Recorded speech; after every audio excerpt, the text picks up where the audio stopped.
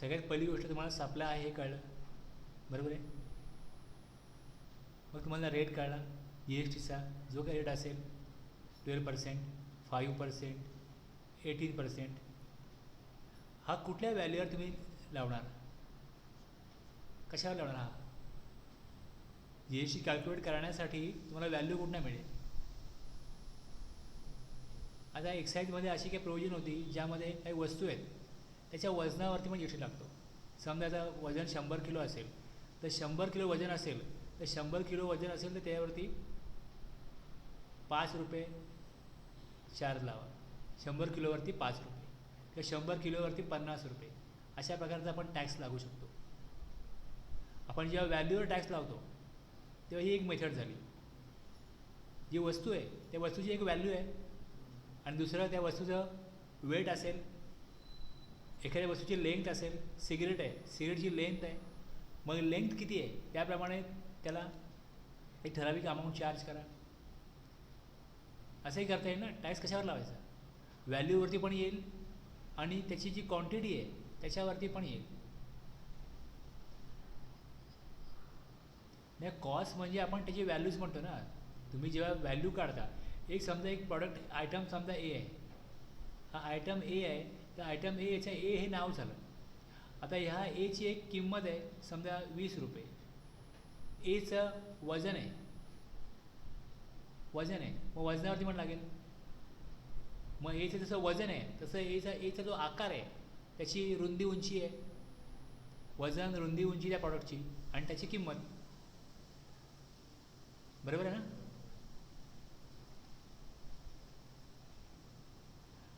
तर इथे आपल्याला सांगितलं असं जी एस टीमध्ये की जी एस टी हा जो टॅक्स आहे it's payable on ad volume basis. Ad quantum पण असतं, ॲड वॉल्युम पण असतं. तर इथे कुठल्या प्रकारे क्वांटिटीचा विचार करायचा नाही, बस ॲड व्हॅल्युम. व्हॅल्यू काय म्हणजे percentage of value of supply, percentage of value of supply of goods or services. जी व्हॅल्यू आहे त्या व्हॅल्यूवरती certain percentage G S T calculate होईल टॅक्ससाठी. आता आपल्याला ते व्हॅल्यू कशा प्रकारे मिळवायची हे बघायला लागेल. It becomes important to know that how to arrive at the value on which tax is to be paid. सगळ्यात पहिले आपल्याला कळलं की त्या वस्तूचं एक नाव आहे, त्या वस्तूची काहीतरी किंमत असेल, त्याची वेट असेल, हाईट वेट असेल, लेंथ जे काय असेल ते सगळं सोडून द्या. इथे फक्त व्हॅल्यू बघायची काय. पण व्हॅल्यू कशा प्रकारे मिळवायची, मग व्हॅल्यू कशा प्रकारे येईल हे तुम्हाला सेक्शन 15 सांगतो. Section 15 of the C G S T act हा तुम्हाला सांगेल along with G S T rules. जर का सेक्शन 15मध्ये ज्या तरतुदी आहेत, ज्या प्रोव्हिजन आहेत, त्यातून जर व्हॅल्यू कॅल्क्युलेट होत नसेल किंवा व्हॅल्यू मिळत नसेल तर मग रूल बनवले गव्हर्नमेंटने. त्या रूलप्रमाणे त्याची व्हॅल्यू गव्हर्नमेंट सांगेल तुम्हाला. Rule prescribe the provision for determining the value of supply of goods and services made in different circumstances and to different person. वेगवेगळ्या परिस्थितीमध्ये वेगवेगळ्या लोकांकरता तुम्हाला तिकडे एक पद्धत मिळेल की ज्या पद्धतीने तुम्हाला व्हॅल्यू डिटरमाइन करता येईल आणि त्या व्हॅल्यूवरती मग जो गुड्स आहे किंवा जी सर्व्हिसेस आहे त्याला जो जी एस टीचा रेट नोटिफाय झाला आहे तो आपण चार्ज करू शकतो.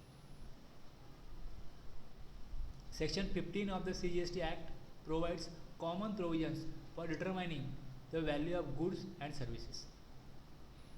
It provides a mechanism for determining the value of supply which is made between unrelated persons. Unrelated person, दोन पर्सन एकमेकांशी रिलेटेड नाही आहेत म्हणजे काय, अनरिलेटेड आहेत. अँड वेन प्राईस, आणि जेव्हा price and only the price, only the price is the sole consideration of the supply. तुम्ही जर मोबाईल घ्यायला गेलात तर जो सेलर आहे तो तुमच्याशी कुठल्याही प्रकारे रिलेटेड नाही आहे. आणि दुसरं, तुम्ही त्या मोबाईलच्या अगेन्स्ट जी किंमत आहे मोबाईलची ती तुम्ही पे करता. त्यावेळेस तुम्हाला सेक्शन 15 किती व्हॅल्यू हे सांगेल. पण जर तुम्ही जुना मोबाईल देऊन नवीन मोबाईल ज्या वेळेस घेता त्यावेळेस price is not sole consideration, मग त्यावेळेस सेक्शन 15 प्रमाणे तुम्हाला व्हॅल्युएशन करता येणार नाही. त्याची व्हॅल्यू बघण्याकरता तुम्हाला रूल बघायला लागेल. When value cannot be determined under section 15, the same is determined using chapter 4 determining of value of supply of CGST rules. CGST rules मध्ये chapter 5 आहे determining of value of supply. Provisions of value of supply under CGST Act have been made available to IGST Act. कुठला पण असो, IGST act आहे, CGST act आहे, सगळ्यांकरता rule मात्र सेमच असतील. कशाकरता आपण बघणार आहोत, समजणार आहोत? व्हॅल्युएशन. लक्षात आलं?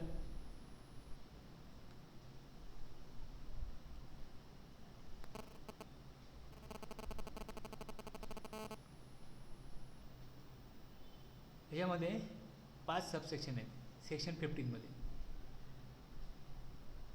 सबसेक्शन 1 तुम्हाला सांगतो ट्रान्झॅक्शन व्हॅल्यू, आणि बाकी सेक्शन 15 मध्ये सबसेक्शन 2 मध्ये 5 क्लॉजेस आहेत, A, B, C, D, E. Okay, याला म्हणतो की ॲडिशनल व्हॅल्यूज.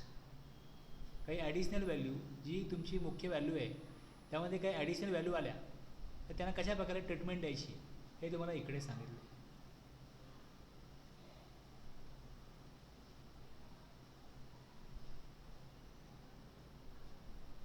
डिस्काउंट द्यायचं आहे तर डिस्काउंट ज्यावेळेस सप्लाय होतो त्यावेळेस डिस्काउंट इन्क्लूड करायचं आहे तर कशा प्रकारे होईल, आणि डिस्काउंट सप्लाय झाल्यानंतर जर अनाऊन्स केला तर मग त्याला कशा प्रकारे ट्रीटमेंट द्यायची. आणि डिस्काउंट दिला का व्हॅल्यू बदलेल ना, जी वस्तूची किंमत आहे ती बदलेल ना.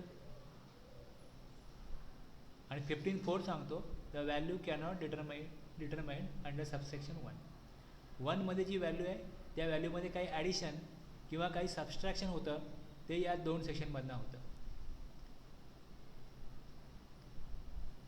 समजलं ना? मी तुम्हाला अगोदर एक विचारत होतो की तुम्ही काही गुड्स विकता आहात पण बायरची रिक्वायरमेंट आहे की ते गुड्स तुम्ही आम्हाला ट्रान्सपोर्ट करून द्या, त्याचं पॅकिंग करून द्या, त्याचा इन्शुरन्स पण काढा. वस्तू घेऊन चालतो रस्त्यामध्ये ट्रान्सपोर्टमध्ये काय प्रॉब्लेम झाला, ॲक्सिडेंट झालं तर म्हणजे इन्शुरन्स पाहिजे. Packing, transportation, insurance. ती वस्तू पोचवल्यानंतर इन्स्टॉलेशन, टेस्टिंग असे वेगवेगळे चार्जेस आहेत. हे झाले ॲडिशनल चार्जेस. त्याला काय ट्रीटमेंट द्याल तुम्ही, कशा प्रकारे मग व्हॅल्यू ॲडिशन होईल. ओके,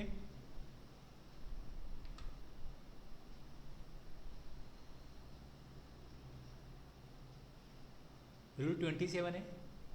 तुम्ही मोबाईल, जुना मोबाईल दिला, नवीन मोबाईल घेतला, the consideration is not wholly in मनी. तुम्ही काही एक्सचेंज ऑफरमध्ये बघता, जुनी वॉशिंग मशीन द्या नवीन घ्या, जुनी तुमची कार द्या नवीन घ्या, अशा प्रकारचे आहेत. मग त्यावेळेस रूल 27 प्रमाणे व्हॅल्युएशन होतं. Supply between distinct or related person.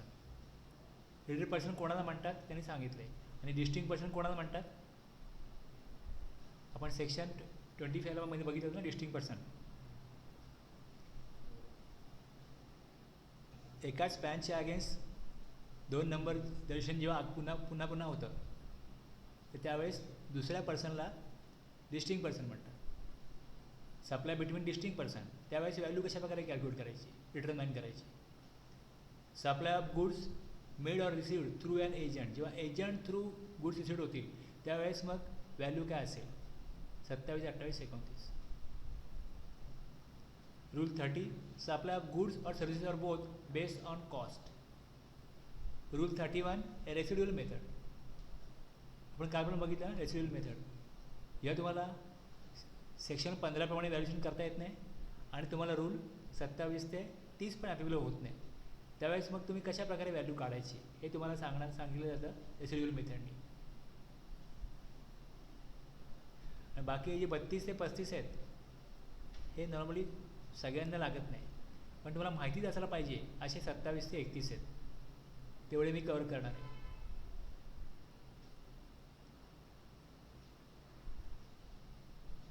ठीक आहे.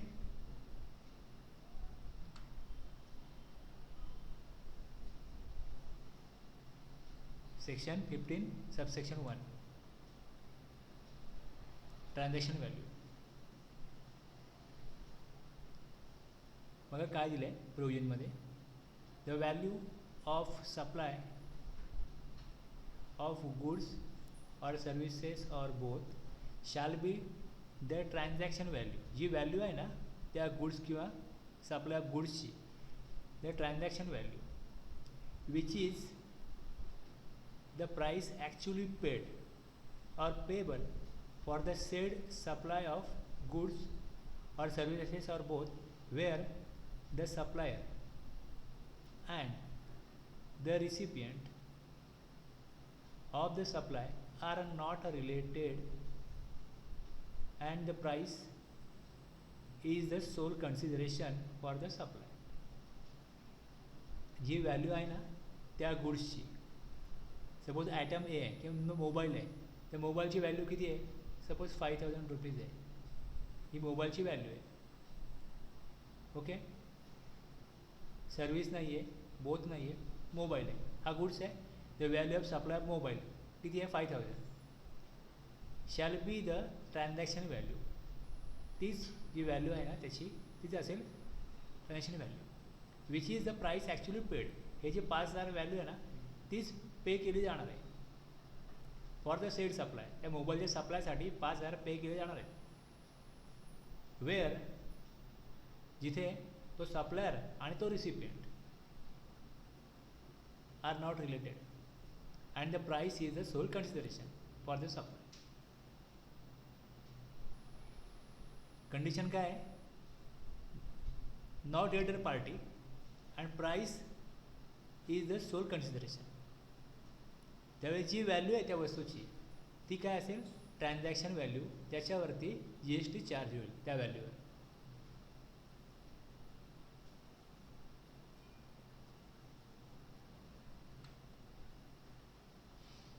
Section 15 section 1 value of taxable supply equals to transaction value. केव्हा, price actually paid or payable for supply. Condition not related party, price is sole consideration.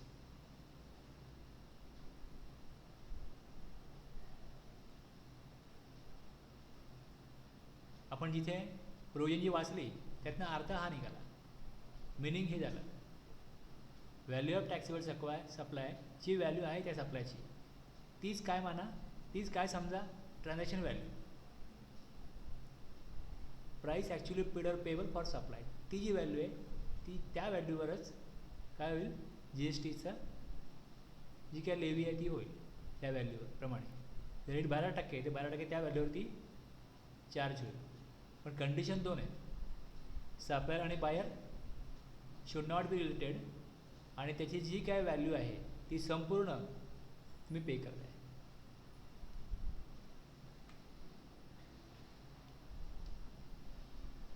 त्यातला महत्त्वाचा मुद्दा काय होता, related party, related persons. Related persons कोणाला सांगायचं, मग इथे त्यांनी सेक्शनमध्ये दिलेलं आहे, पण मी दाखवतो एक.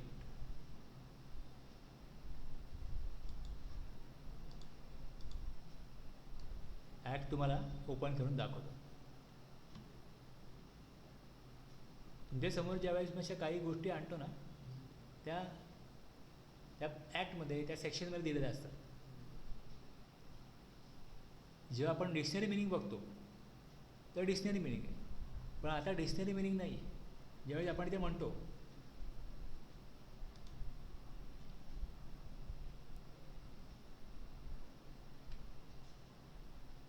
रिलेटेड पार्टी, बरोबर आहे, तेव्हा याचा अर्थ तुम्ही काय घ्याल, जर ॲक्टमध्ये डिफाईन केलेलं नाही आहे तर डिक्शनरी मिनिंग घ्याल, पण जर ॲक्टमध्ये डिफाईन केलं आहे तर मात्र त्यांना अपेक्षित कुठला अर्थ आहे त्या अर्थाप्रमाणे आपल्याला जावं लागेल. तुम्हाला जेव्हा सांगितलं जाईल की फॅमिली मेंबर्स, ते फॅमिली मेंबर्स मी कोणाला घ्याल?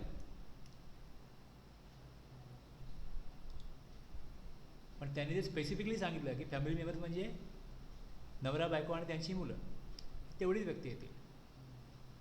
त्यांनी सांगितलं फॅमिली मेंबर्स म्हणजे नवरा बायको त्यांची मुलं, जे 2 व्यक्ती आहेत त्यांचे आईवडील, त्यांचे काका मामा, हे सांगितलं तर तेवढे. अदरवाईज तुम्हाला काय सांगितलं फक्त फॅमिली, तुम्ही जो तुम्हाला अपेक्षित अर्थ तो घेऊ शकता. तुम्ही अशा प्रकारे चुकीचा अर्थ घेतला जाऊ नये म्हणून मग ॲक्टमध्ये डिफाईन केलं जातं. आणि मग डिफाईन केलं आहे मग आपल्याला समजून घ्यायला लागतं. आता याच्यामधला हा फार महत्त्वाचा शब्द आहे ना, नॉट रिलेटेड.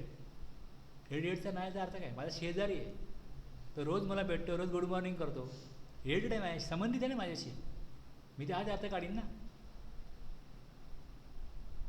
आपल्यासाठी तो व्हेरी रिलेटेड आहे.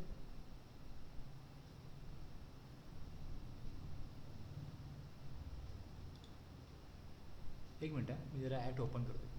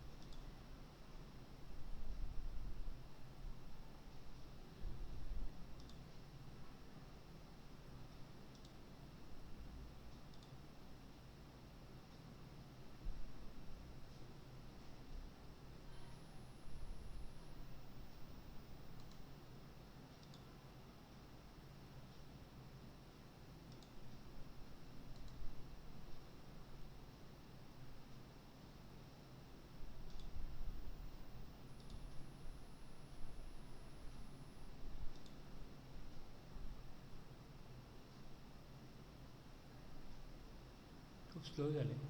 हॅलो,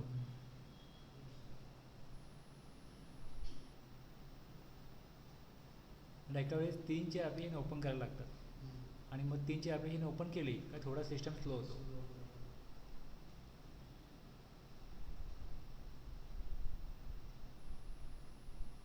बाकी काही फास्ट चालतं. मी कुठल्याही वेबसाईटला काही काढायला गेलो तर मला मग फार स्लो ओपन होतं.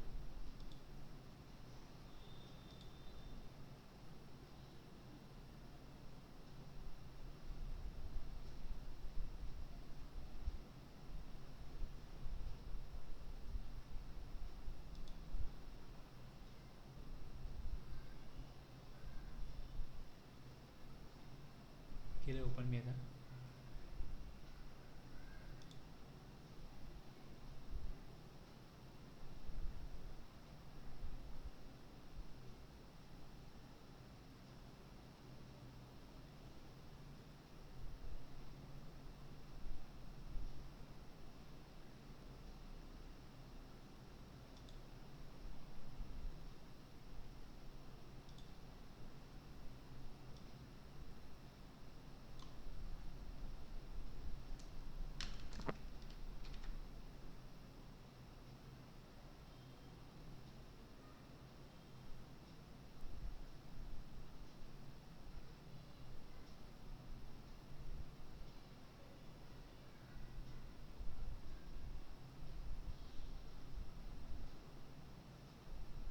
इससे खाली बघा दिलं explanation. For the purpose of this act person shall be deem to be related person if, है ना. ABC 3 पॉईंट आहेत त्यामध्ये, कळलं. फक्त एवढं दाखवण्याकरता मी ओपन केलं की तुम्हाला 5 सबसेक्शन आहेत, त्याच्या खाली एक्सप्लेनेशन आहे आणि ते आहे म्हणून मी ते डिस्कस करतोय. का विचारत आहे केतकी?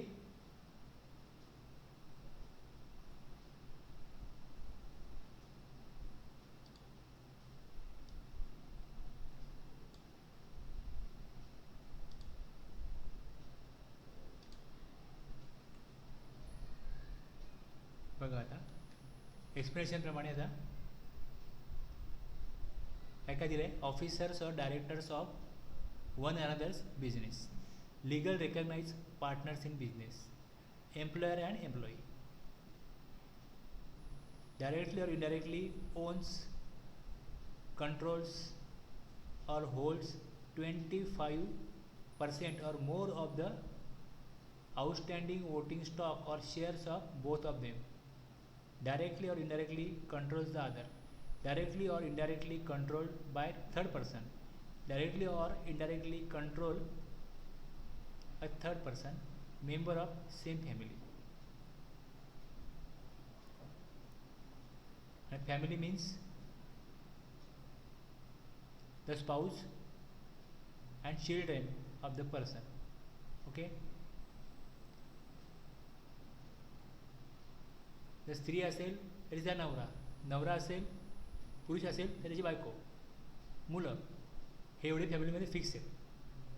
आणि parents, grand parents, brothers and sisters of the person, if, ह्याला कंडिशन आहे if they are wholly or mainly dependent on the said person.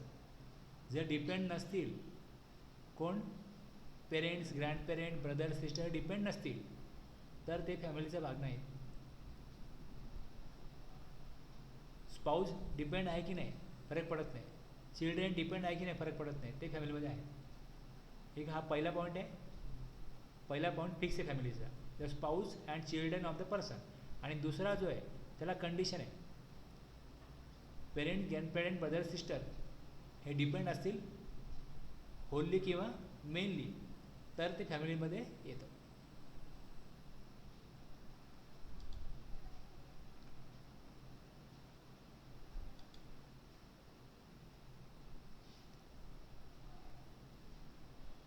such persons are officers or directors of one another's business. ऐसे example दिलं इकडे बघा काय. That means owner of a business should be officer or director of another business with which he is transacting. Mister A आहे,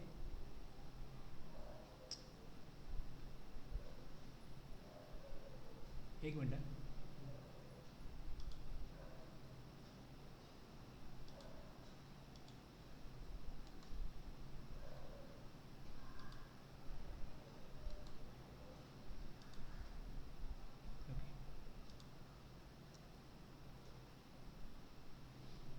is a major share holder. एखादी company आहे त्यामध्ये ए हा मेजर शेअर होल्डर आहे, म्हणजे ओनर आहे. Share holder हा कंपनीचा ओनर असतो of A limited. And mister B is a major share holder owner of B limited. दोन कंपन्या आहेत, A limited, B limited. Mister A is appointed as an officer director in B limited and Mr. B is appointed as officer director in A Limited. Then A Limited and B Limited are related entities. काय point दिलाय, such persons R officers और directors of one another's business. हे जर असेल तर त्यांना काय म्हणायचं आपण, ते दोघं एकमेकांशी रिलेटेड आहेत. ते लिंक आली ना, तर the test should establish that two companies are connected if they had common officers, directors. पहिला पॉईंट हे सांगतो. दुसरं, such persons are legally recognized partners in business. Such persons are legally recognized partners in business. Mr. A and Mr. B are partners in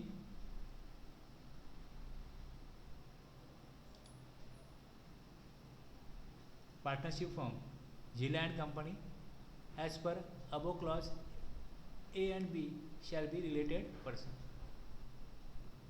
employer employee आहे are considered to be related persons making all perquisites taxable under GST. जर का त्यांनी 50,000च्या वरती amount दिली तर त्यावर GST येतो. 50,000पर्यंत एक्झाम्शन आहे गिफ्ट वगैरे दिलं तर. ओके. अजून एक वेगळा सेक्शन आहे त्यात मी सांगेन याच्याबद्दल.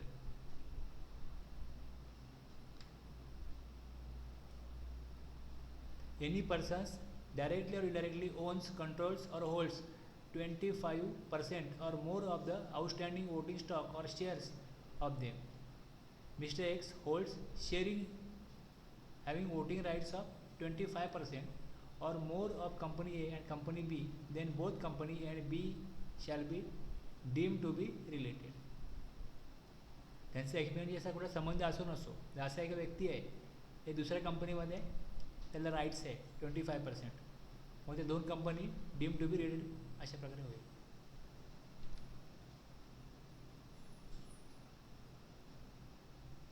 वन ऑफ देम डायरेक्टली और indirectly control the other.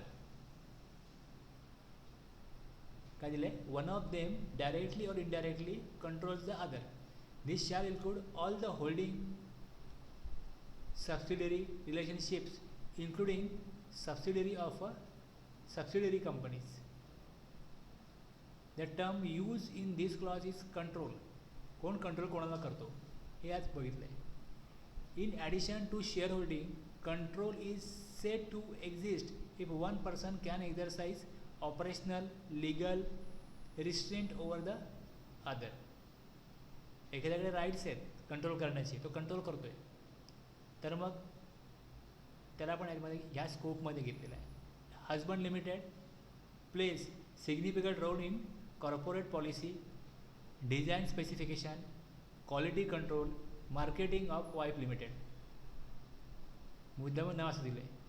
Husband limited plays a significant role in corporate policy, design specification, quality control, marketing of wife limited. It can be said that husband limited controls wife limited.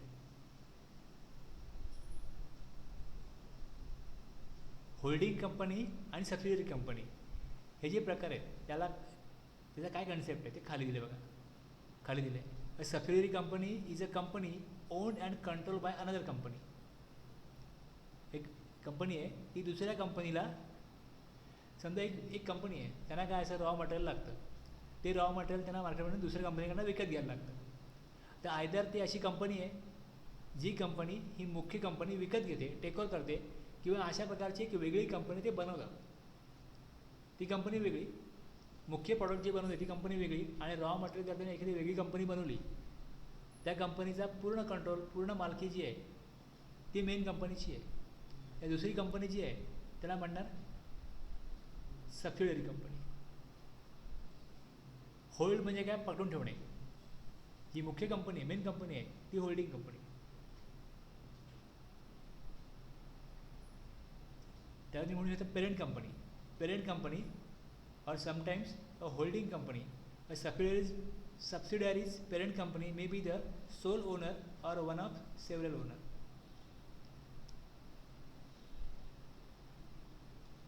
Company लॉमध्ये एक concept आहे holding company, subsidiary company.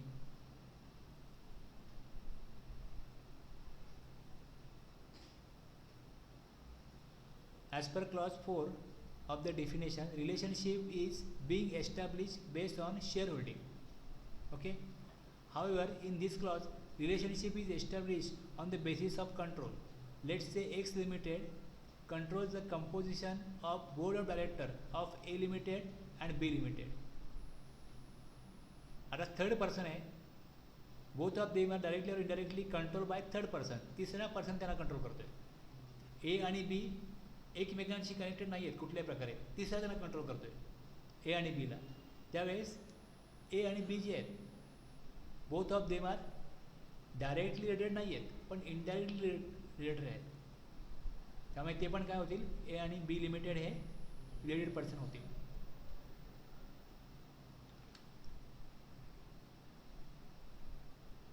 Together they directly or indirectly control a third person. If A limited and B limited together control X limited, दोघं मिळून control करतात X लिमिटेडला. Then A limited and B limited are treated as related person.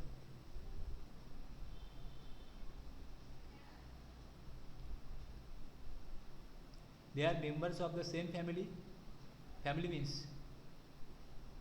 the spouse and children of the person and the parents, grandparents, brothers and sisters of the person if they are wholly or mainly dependent on the said person. आपण अगोदर पण बघितलं. Expansion मधला हा clause A होता. The term person also includes legal persons. Persons who are associated in the business of one another in that one is a sole agent or sole distributor or sole concessionaire, howsoever describe of the other shall be deemed to be related. इतक्या प्रकारे त्यांची कुठे ना कुठे एकमेकांशी कंट्रोलमुळे किंवा इतर कुठल्या गोष्टीमुळे लिंक येते, त्यावेळेस त्यांना काय म्हणायचं, रिलेटेड पर्सन. मग त्यांच्यामधला जर व्यवहार असेल, त्यांच्यामधलं जर ट्रान्झॅक्शन असेल, तर तुम्हाला transaction value as per section 15(1) प्रमाणे डिटरमाइन करता येणार नाही. कारण त्याची कंडिशनच काय, नॉट रिलेटेड, आणि प्राईस संपूर्ण पे केली जाते. कुठल्याही प्रकारचं एक्सचेंज बार्टर वगैरे काही नाही आहे. त्यावेळेस 15(1) प्रमाणे जी व्हॅल्यू आहे ती व्हॅल्यू संपूर्ण पे करणारा व्यक्ती हा बायर आणि सेलर एकमेकांशी कुठल्याही प्रकारे रिलेटेड नाही आहेत, म्हणजे अनरिलेटेड आहेत. त्यावेळेस ॲज पर सेक्शन 15 सबसेक्शन 1 तुम्ही डिटरमाइन करू शकता ट्रान्झॅक्शन व्हॅल्यू, ज्या व्हॅल्यूवरती जी एस टीची आकारणी होणार आहे. क्लिअर आहे?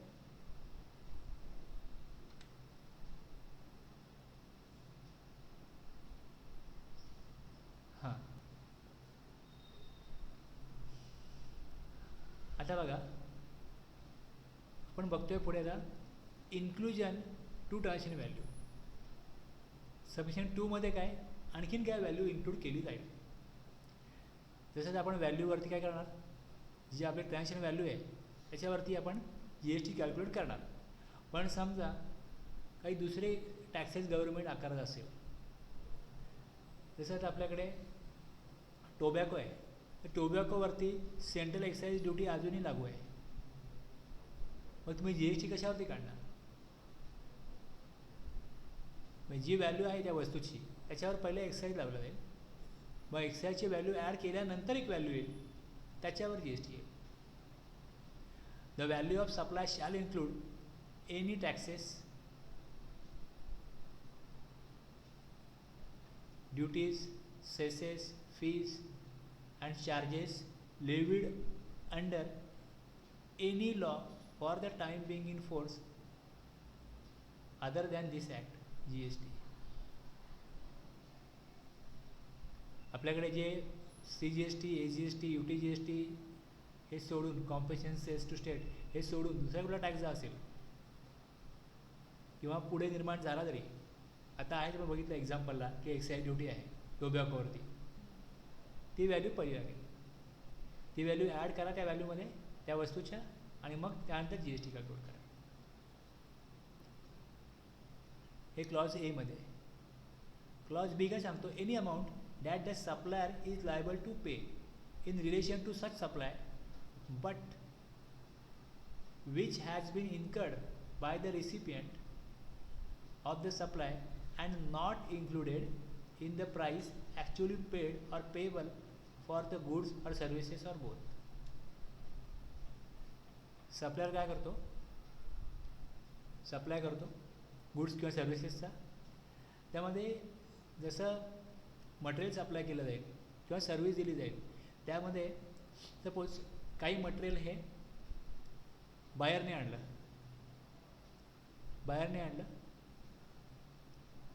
किंवा समजा सर्व्हिस आहे, ट्रान्सपोर्ट करायचं आहे, तर ट्रान्सपोर्टची जी व्हॅल्यू आहे, ट्रान्सपोर्टची जी सुविधा आहे ती सप्लायरने अरेंज करायची आहे. सप्लायर ती अरेंज करतो आणि रिसिपियंटला सांगतो की याचं पेमेंट तुम्ही करा. त्याची व्हॅल्यू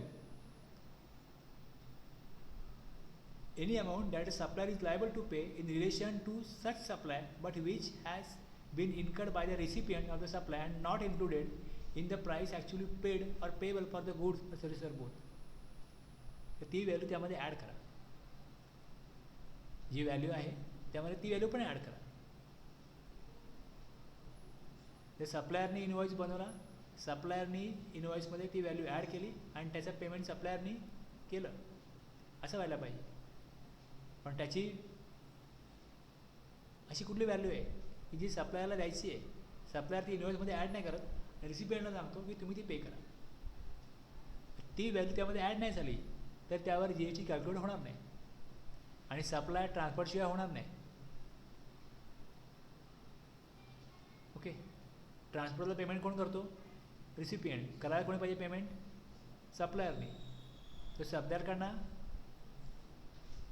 ते पेमेंट करून घेतो. एक्झाम्पल घेतलं पुढे मी. ABC and company has placed order for supply of certain goods to Mr. Z. ABC ने प्लेस केली ऑर्डर सर्टन गुड्सची कोणाला? झेडला. As per the contract mister Z is required to deliver the goods to the premises of ABC and company. Mister Z त्याप्रमाणे hire करतो ट्रान्सपोर्टरला for transportation of the goods. बरोबर आहे, हायर करतो.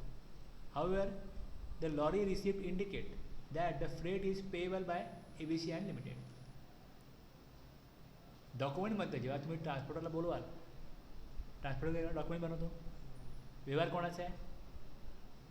ABC लिमिटेडचा आणि ट्रान्सपोर्टरचा आहे का झेडचा आणि ट्रान्सपोर्टरचा आहे? बरोबर आहे.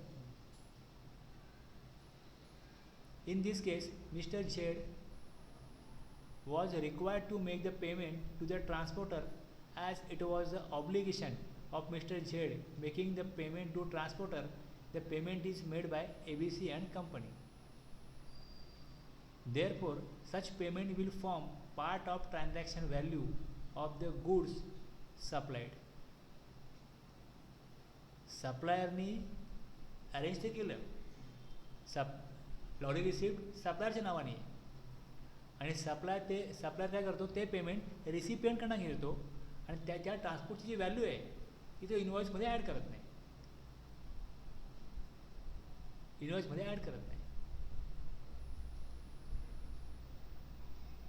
In a contract, the obligation undertaken by the supplier for supplying goods needs to be determined. All the expenses in respect of such obligation must be incurred by the recipient of supply in connection with the supply.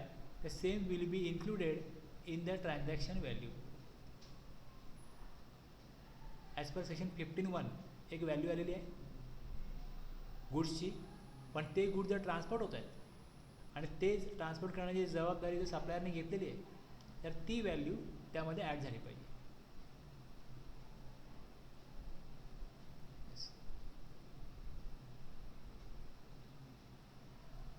Transport करण्याची जी receipt आहे ती कोणाच्या नावावरती आहे? सप्लायरची आहे.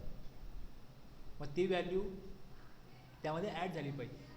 त्याचं payment जर सप्लायरने केलं तर तेवढी अमाऊंट रिसिपियंटकडनं घेणारच आहे. तो रिसिपियंटकडनं ती अमाऊंट स्वतः न घेता ट्रान्सपोर्टरला घ्यायला सांगतो आणि ती व्हॅल्यू इनवॉइसमध्ये ॲड करत नाही तर गव्हर्नमेंटचं ते नुकसान होतं, म्हणून त्यांनी प्रोव्हिजन केली. जर रिसिपियंट ट्रान्सपोर्टरला घेऊन येतो आणि रिसिपियंटची जबाबदारी आहे तर मग रिसिपियंट आणखीन ट्रान्सपोर्टर बघून घेते. पण इथे सप्लायरची जबाबदारी आहे, त्या प्रकारचा कॉन्ट्रॅक्ट आहे, त्या प्रकारचं ॲग्रीमेंट आहे. त्यामुळे सप्लायर काय करतो? ट्रान्सपोर्टरला बोलवतो, एवढी रिसिट नावावरती आहे सप्लायरच्या आणि तेवढी व्हॅल्यू आहे, तो रिसिपियंट करून द्यायला सांगतो घे म्हणून.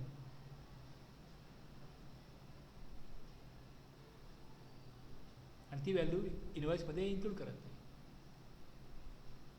तर आपल्याला प्रोव्हिजन एवढे सांगते ती व्हॅल्यू इन्क्लूड करा. Any amount that the supplier is liable to pay in relation to such supply. आता आपण कसं म्हणू शकतो की लायबल टू पे सप्लायर आहे? कारण लॉरी रिसिट सप्लायरच्या नावावर आहे. त्या सप्लायसाठी एक सर्टन अमाऊंट पाहिजे त्याला ट्रान्सपोर्टची. but which has been incurred by the recipient of the supply and not included in the price actually paid or payable for the goods or services or both. ट्रान्सपोर्टचं payment कोण करणार आहे? Supplier करणार आहे. तर जी value दिली आहे ती व्हॅल्यू ओके, इन्क्लुडिंग ट्रान्सपोर्ट मी एवढी व्हॅल्यू घेईन. एवढी रिसिप्ट मी सप्लायर आहे, माझ्याच नावावर आहे, मी रिसिपियंटला काही वेगळं पे करायला सांगत नाही. समजा एक वस्तू मी सप्लाय करतो आहे जी 1 लाख रुपये किंमत आहे, ट्रान्सपोर्ट मी करून देईन, पॅकिंग मी करून सगळं मी करून देईन, 1 लाख रुपये मला द्यायचे. मग त्यामध्ये सगळं इन्क्लुडिव्ह व्हॅल्यू आहे. पण रिसिपियंटला सांगणार तू 10,000 रुपये ट्रान्सपोर्टचे दे, आणि ते 10,000 त्यात नाही आहेत. तो आपलं 1 लाख घेणारच आहे, प्लस ते 10,000 घेणार आहे. जर तो 1 लाख घेणार आहे आणि ट्रान्सपोर्टरला सांगतो की 10,000 त्याकडनं घे आणि 90,000 तो मग घेतो, तर 1 लाख घेतले. म्हणजे ओव्हरऑल जे ट्रान्झॅक्शन आहे त्याची व्हॅल्यू 1,10,000 होते, पण इनवॉइस 1 लाखच बनतो. प्रॉब्लेम तिकडे. रिसिपियंटनी पे किती केले? 1,10,000 त्या सप्लायसाठी. सप्लायरला 1 लाख, ट्रान्सपोर्टरला 10,000. 1,10,000चा इनवॉइस बनला का? नाही बनला. म्हणजे जी एस टी कितीवरती कॅल्क्युलेट झाला? 1 लाखावरच झाला. कळलं ट्रान्झॅक्शन?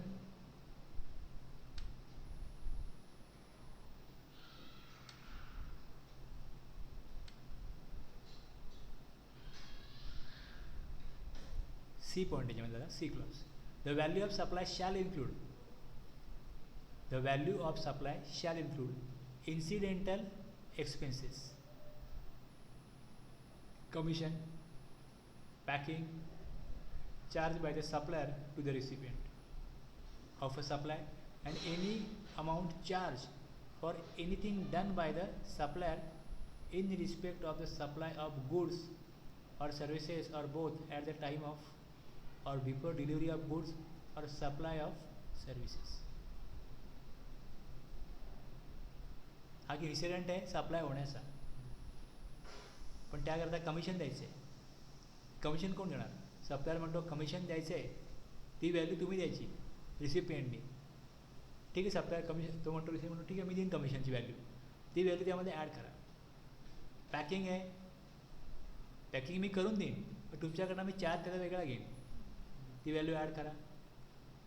याला म्हणतात incidental expenses, including commission and packing charged by the supplier to recipient of the supplier, and any amount charged for anything done by the supplier in respect of the supply of goods. आता anything done by the supplier in respect of the goods हे काय असू शकतं? Packing जसं आहे तसं transportation असेल, installation असेल. Few examples of such incidental expenses are commission. This may be paid to an agent and recovered from buyer of the goods services. This is part of the value of supply. Packing, if charged by the supplier to the recipient, is similarly part of the value of the supply. Inspection or certification charges are another element that may be added to the value if billed to the recipient of supply. काही कंपन्या chemical बनवतात, ते कंपन्या chemical बनवल्यानंतर त्याचा दर्जा proper आहे की नाही, ते प्रॉपर बनलं की नाही हे लॅबोरेटरीमध्ये चेक करायला लागतं. मग रिसिपियंट काय सांगतो, तुम्ही लॅबोरेटरीमध्ये घेऊन जा, चेक करा, सर्टिफाय करा, हे चार्जेस आमच्याकडनं घ्या, म्हणजे तुम्ही करून द्यायचं आम्हाला. तुमच्याकडनं घेऊन आम्ही लॅबोरेटरीमध्ये जाणार, मग लॅबोरेटरी म्हणणार हे प्रॉपर नाही आहे, परत तुमच्याकडे आणणार, हे आम्ही करणार नाही. मॅन्युफॅक्चरिंग आणि टेस्टिंग हे करून आम्हाला प्रॉडक्ट पाहिजे, फायनल रेडी प्रॉडक्ट पाहिजे. तुमचं जर कसं टेस्टिंग प्रॉपर फेल गेलं की नाही प्रॉडक्ट प्रॉपर नाही आहे, तुम्ही घेऊन द्या, तुमचं दुसरं बनवा. जे प्रॉपरली आम्हाला जे आमच्या कामाकरता जे इनपुट म्हणून पाहिजे, तुम्ही जे बनवता ते टेस्टिंग केल्यावर आम्ही वापरू शकतो. गव्हर्नमेंटच्या काही दुसऱ्या कायद्याच्या आधारे असा काही नियम असेल तर ते टेस्टिंग करून घेतात. हे चार्जेस कोण देतो? रिसिपियंट. मग तुम्ही प्रॉडक्ट बनवलं प्लस टेस्टिंग चार्जेस ॲड करा, त्याच्यावर जी लागेल. समजलं ना?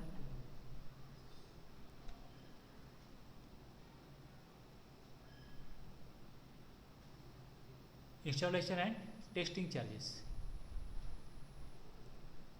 At the recipient side will also be added, being an amount charged for something done by the supplier in respect of the supply at the time of making the supply. Mr. X decided to gift an article to his friend. He requests the supplier to pack the goods in a particular packing to give it an attractive look. तुम्ही जेव्हा एखाद्या gift शॉपमध्ये जाऊन काही gift घेता, the amount for the special packing is separately paid by Mr. X to the supplier. The cost of such packing will be included in the value of goods being supplied even if it is separately paid by X. Gift घेतलं, सप्लायरला सांगितलं की मला packing करून दे, ह्याची किंमत मी वेगळी पे करतो. Packing समजा एक 3,000 रुपयाचं आहे, ठीक आहे, त्यावर GST वगैरे असेल, सॉरी पॅकिंग नाही, गिफ्ट 3,000 रुपयाचं आहे, त्याची एक किंमत असेल, सांगितलं मला प्रॉपर पॅक करून द्या. जर त्याची 50 रुपये किंमत असेल पॅकिंगची, तरी ती त्या 3,000 मध्ये ॲड होईल.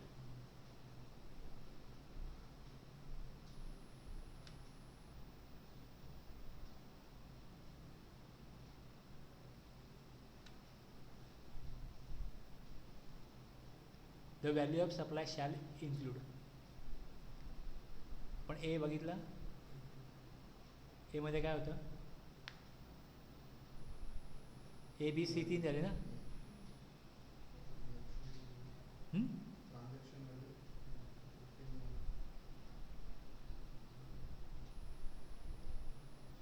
15(1) मध्ये काय होतं, ट्रान्झॅक्शन व्हॅल्यू. त्या व्हॅल्यूमध्ये काय ॲड होईल, त्यामध्ये काय ॲड होईल हे होतं. आता आपण ABC 3 पॉईंट बघितले. दुसऱ्या कुठल्या लॉमध्ये एखादा टॅक्स असेल, दुसऱ्या कुठल्या लॉमध्ये कुठला टॅक्स असेल, तो पहिले ॲड करा. एक्साईज ड्युटी किंवा काही आहे ते ॲड करा.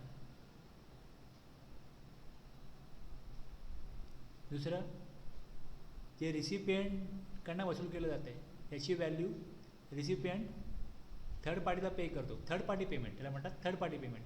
ते थर्ड पार्टी पेमेंट जर रिसिपियंट करत असेल तर त्याची सप्लायरनी व्हॅल्यू ॲड केली पाहिजे. Any taxes, duties, सेसेस, fees and charge levied under any law for the time being in force. दुसऱ्या लॉचं पेमेंट तुम्ही जे सेक्शन 15(1) मध्ये व्हॅल्यू काढली आहे, कुठली व्हॅल्यू काढली आहे, ट्रान्झॅक्शन व्हॅल्यू, त्यामध्ये ॲड करा taxes. Third party payment,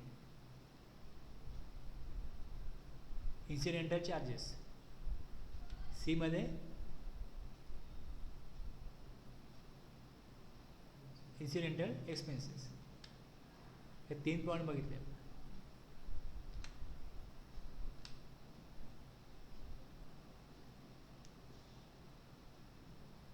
interest और लेट फी और penalty for delayed payment of any consideration for any supply.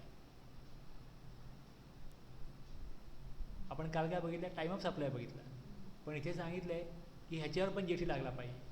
Value जी तुम्ही दिली पहिले 1 लाख व्हॅल्यू आहे, मग जर का 1 लाख व्हॅल्यू आहे, 1 महिन्यात पेमेंट करायची आहे, आणि जर नाही पेमेंट केलं 1 महिन्यात तर 18% इंटरेस्ट लागेल. मग त्यांनी जर का लेट पेमेंट केलं तर 1,500 रुपये काय झालं, इंटरेस्ट चार्ज केला. आता या व्हॅल्यूवर GST येईल हे सांगितलं आहे व्हॅल्युएशनमध्ये, आणि तो GST त्या टाईम ऑफ सप्लाय काय हे सांगितलं आहे टाईम ऑफ सप्लायमध्ये.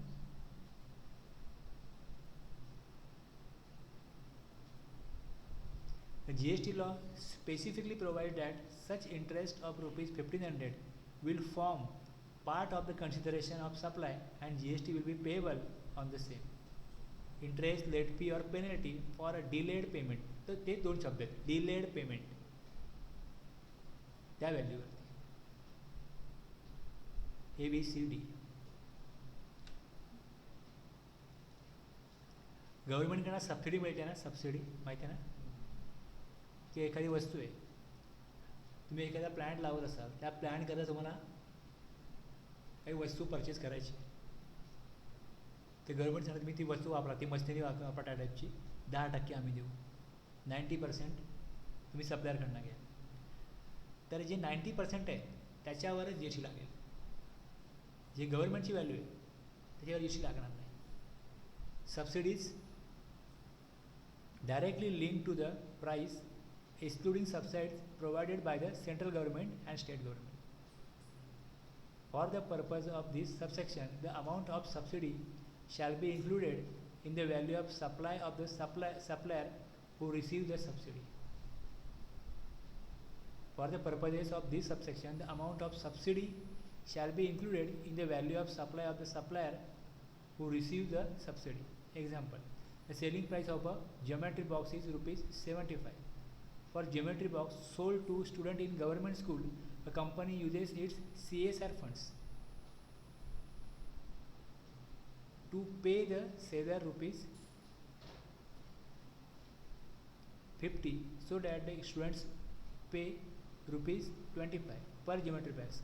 The taxable value of the geometry box will be rupees 75, as this is a non-government subsidy. If the same subsidy is paid by the central government or state government, the taxable value of the geometry box will be 25. त्या काही companies आहेत, त्या कंपनीकडे एक ठराविक त्यांचा लिमिटच्या वर turnover असेल तर त्यांना काही अमाऊंट यूज करायला लागते समाजसेवेसाठी. त्याला म्हणतात कॉर्पोरेट सोशल रिस्पॉन्सिबिलिटी. काही फंड जो आहे तो त्यांना युटिलाइज करायला लागतो. जिल्हा परिषदेच्या शाळा आहेत, ग्रामपंचायतचं काही अशा प्रकारचं काही काम आहे, मग ते त्या कंपन्या करतात. तशी गाव आहेत, तिकडे टॉयलेट बनवून देण्याचं काम काही कंपन्या करतात. मग त्यांचा जो CSR फंड असतो तो ते यूज करतात. मग तो जर फंड कोणी यूज केला, त्यातनं कोणी जर दिला अमाऊंट, तर त्या अमाऊंटला ती अमाऊंट जी आहे ती इन्क्लूड होते, त्याच्यावर GST लागतो. पण तीच अमाऊंट जर गव्हर्नमेंटने दिली तर ती अमाऊंट मग एक्सक्लूड होते सप्लायच्या व्हॅल्यूमध्ये, त्याच्यावर GST येत नाही. जॉमेट्री बॉक्स कोणी दिला? त्या कंपनीने दिला, CSR फंडातून दिला. तर जेवढी व्हॅल्यू आहे तेवढ्या व्हॅल्यूवर GST येईल. पण तेच गव्हर्नमेंटने जेवढी अमाऊंट पे केली तर त्यावर GST येणार नाही. Price excluding subsidy directly link to the price, excluding गव्हर्नमेंटने दिलं ते एक्सक्लूड करा. पण गव्हर्नमेंटने नाही दिलं तर ती व्हॅल्यू ॲड होईल. आपण काय बघतोय, शॅल इन्क्लूड करा subsidy directly link to the price. Subsidy कोणी दिली, अदर दॅन गव्हर्नमेंट कोणी देऊ, ती व्हॅल्यू ॲड होईल त्यामध्ये. रिसिपियंट पे करतोय 50 रुपये, कॉस्ट आहे 75. 25 कोण पे करतोय, अदर दॅन गव्हर्नमेंट. कॉस्ट किती आहे सप्लायरला, 75. तर सप्लायरने 75 व्हॅल्यू घ्यावी, GST 75 वरती येईल.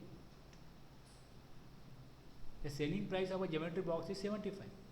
For geometry box sold to student in government school, a company uses its CSR funds to pay the seller rupees 50. Company 50 रुपये देते, स्टुडंटनी 25 रुपये द्यायचे. The taxable value of the geometry box will be rupees 75. कारण हे government subsidy नाही, हे non government subsidy. मग ते इन्क्लूड करा, 50 रुपये इन्क्लूड करा त्या व्हॅल्यूमध्ये. 75 वरती GST.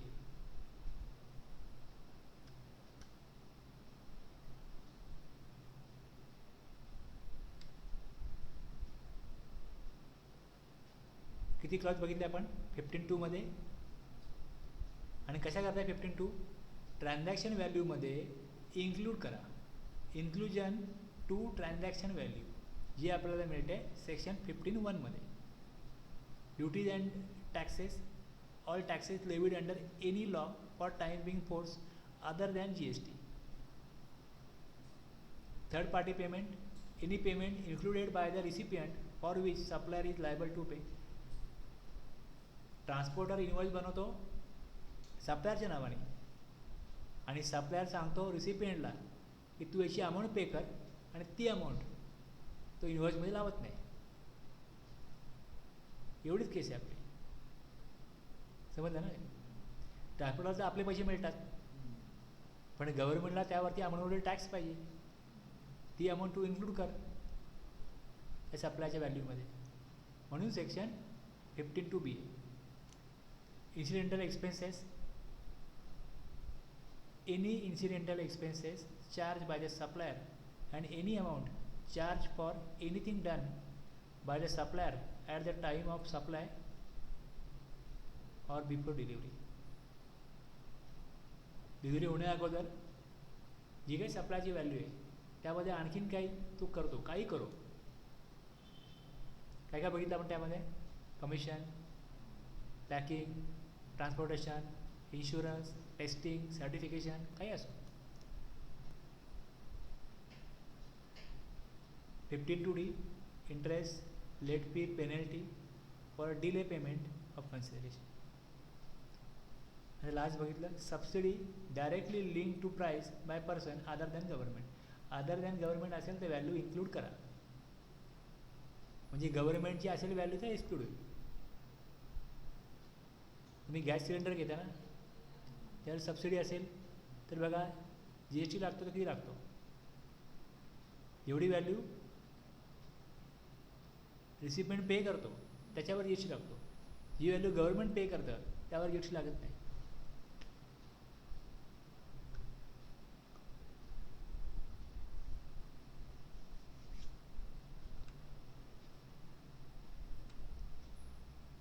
(15)(3) आता ह्यामध्ये व्हॅल्यू कमी होईल.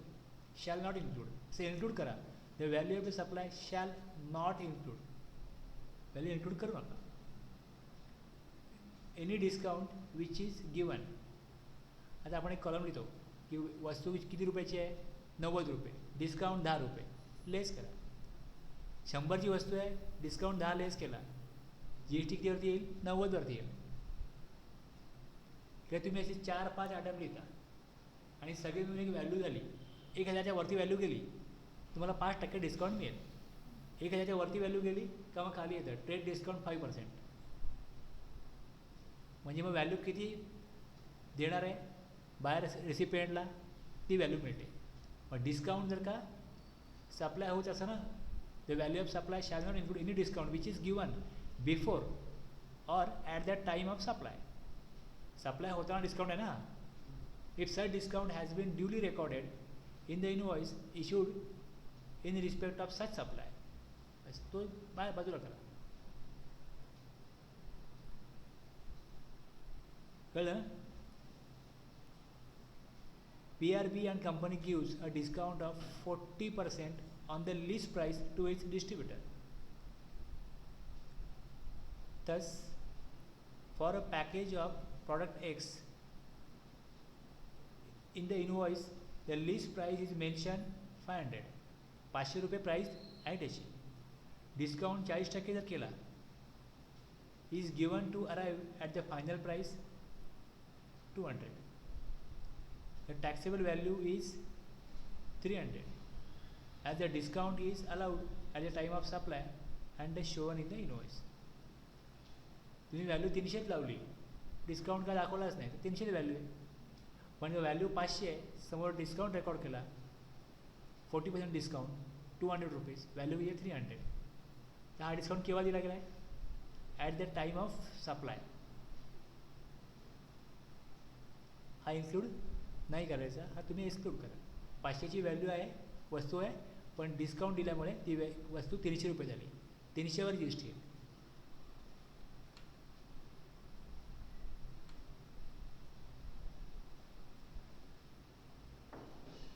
हा सप्लाय, हा डिस्काउंट कधी आहे? At the time of supply किंवा बिफोर सप्लाय. दुसरा एक डिस्काउंट असतो तो नंतर दिला जातो. नंतर after the supply has been effected. After the supply has been effected. त्यामध्ये 2 पॉईंट्स आहेत. एक पॉईंटमध्ये असं दिलं आहे, such discount is establish in terms of agreement entered into at or before the time of such supply. एक company एका ट्रेडर्सशी अशा प्रकारे ॲग्रीमेंट करते की तुम्ही या 6 महिन्यामध्ये जर आमचे 500 रेफ्रिजरेटर सेल केले किंवा 500 वॉशिंग मशीन सेल केल्या तर तुम्हाला आम्ही 10% ॲडिशनल डिस्काउंट देऊ. 10% ॲडिशनल डिस्काउंट देऊ. किंवा तुम्हाला पर वॉशिंग मशीन 1000 रुपीज कॅशबॅक देऊ किंवा डिस्काउंट देऊ. सपोज किंमत 8,000 आहे, 8,000 किंमत आहे, ते 10,000 मार्केटला विकतात तो, बरोबर आहे. 25% मार्जिन, 8,000वरती 2,000 घेतले म्हणजे 25% मार्जिन झालं, ते विकतात. तर रिसिपियंट काय म्हणतो की तुम्ही 7,000 द्या, आम्हाला 7,000 किंमत पाहिजे. सप्लायर त्यांना सांगतो की 7,000 आम्ही किंमत तुम्हाला देऊ, पण आत्ता नाही, आत्ता तुम्हाला आम्ही 8,000ला देऊ. जर तुम्ही 6 महिन्यामध्ये नंबर ऑफ रेफ्रिजरेटर ते नंबर ऑफ वॉशिंग मशीन जर 500, 1,000 जर का सेल केले किंवा आमच्याकडनं परचेस केले, सेल तुम्ही कधी करा, आमच्याकडनं परचेस केले, तर त्या 1,000ची जी व्हॅल्यू मी आता 8,000 लावली ना, ती आम्ही 7,000 करू आणि तुम्हाला 1,000ला डिस्काउंट देऊ.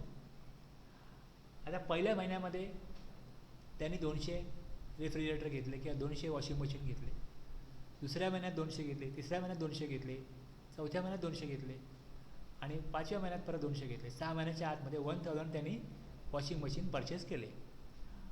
आता या 5 महिन्यामध्ये जर का त्यांनी 200-200ची ऑर्डर दिली असेल तर इनवॉइस 200वरती बनला असेल. मग त्या 5ही इनवॉइसच्या अगेन्स्ट ते कॉस्ट कमी करतील डिस्काउंट म्हणून आणि डिस्काउंट म्हणून त्याची क्रेडिट नोट इश्यू करतील.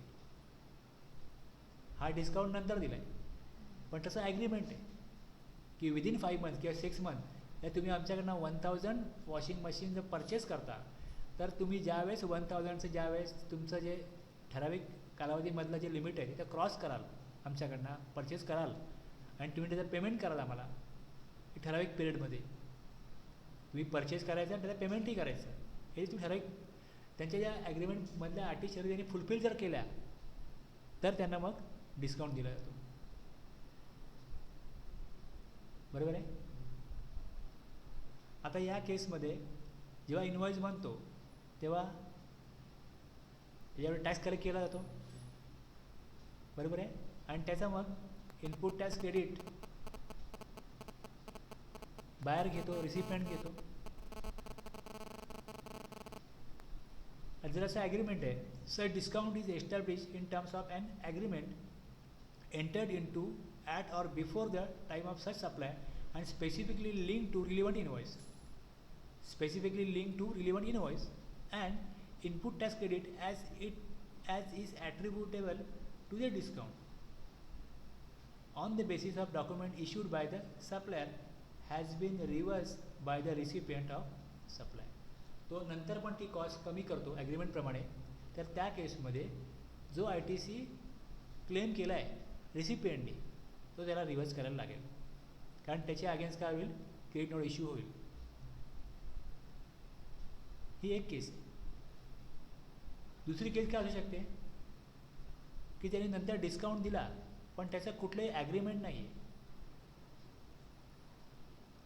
ॲग्रीमेंट नाही. बघा एक्झाम्पल कसं आहे, the agreement of GL electrical appliances with its dealer is that sale of washing machine over 500 pieces in the Diwali month will entitle them to discount of 5% per machine sold in the next month. As per the agreement, the discount has to be worked out for each invoice. Taxable value will be bill price minus 5%.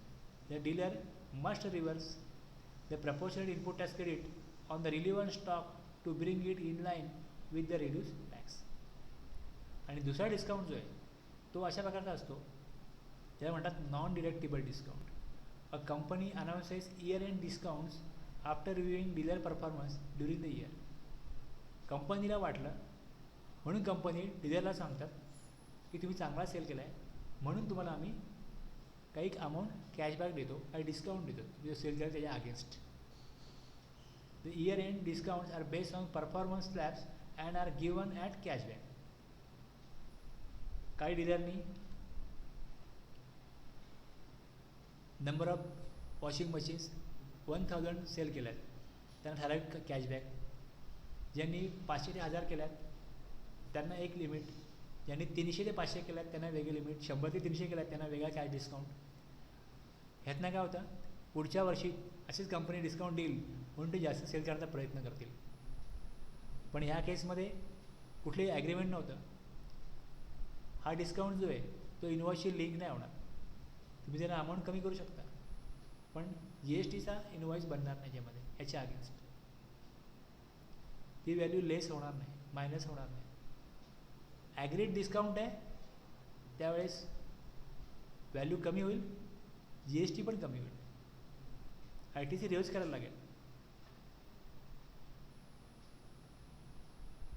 तुम्ही वस्तू purchase केली आहे 10,000 rupees देऊन, जी S T collect केला आहे 10,000 वरती, नंतर discount देतो 1,000. डिस्काउंट घ्या तुम्ही सप्लायरने 1,000 रुपये दिले, 1,000 रुपये घ्या. की तुमचं पुढचं काय पेमेंट आहे त्या तुम्ही 1,000 रुपये कमी द्या डिस्काउंट म्हणून. मला तो क्रेडिट नोट देईल, तुम्ही डेबिट नोट बनवा, पण त्याच्या अगेन्स्ट कुठल्याही जी एस टीची ॲडजस्टमेंट होणार नाही.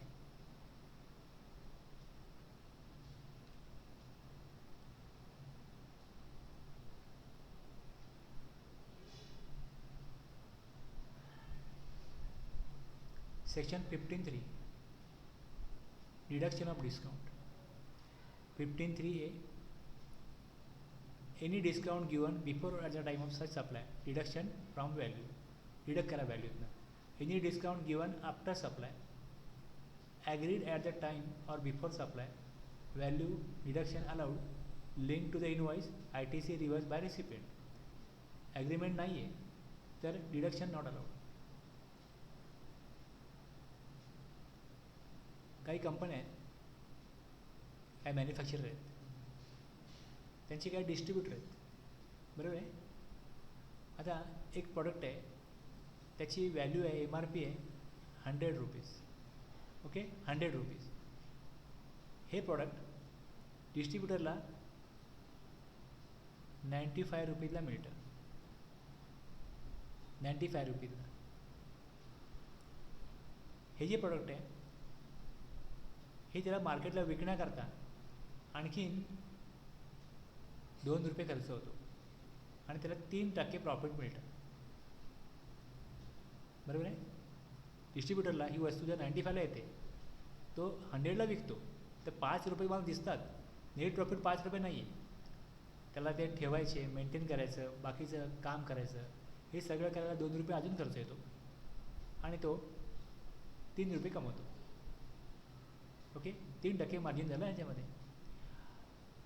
त्याला कंपनी सांगते की आम्हाला डीमार्टची ऑर्डर मिळाली, तुला जी वस्तू आम्ही दिलेली आहे 95ला, ती तू डीमार्टला 80 रुपीजला विक,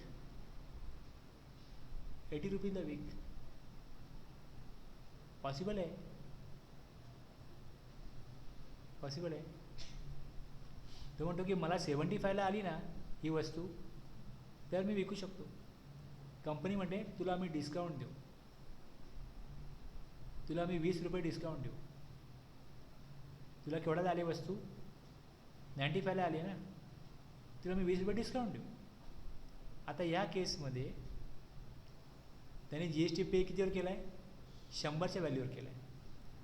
तर डिस्काउंट जेव्हा दिला जाईल तेव्हा 100ची व्हॅल्यू जी 95ची व्हॅल्यू आहे, सॉरी 100 नाही, 95ची व्हॅल्यू आहे याच्यावर डिस्काउंट दिला ना, तर व्हॅल्यू 75 झाली.